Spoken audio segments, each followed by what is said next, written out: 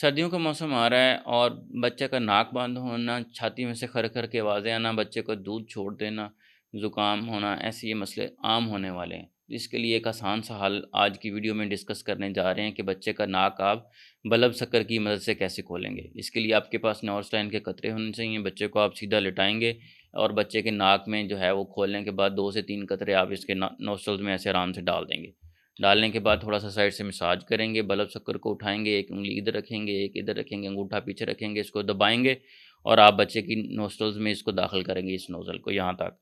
दाखिल करने के बाद ये पीछे से अंगूठा जो है इसको ऐसे छोड़ देंगे, ये बलगम को खींच लेगा, बाहर साफ़ करेंगे और इसी तरीके से दूसरी जो है वो साइड साफ़ करेंगे। ये दिन में आप 3 से 4 बार भी अमल दोहरा सकते हैं, हस्ब ज़रूरत आप इसको कर सकते हैं।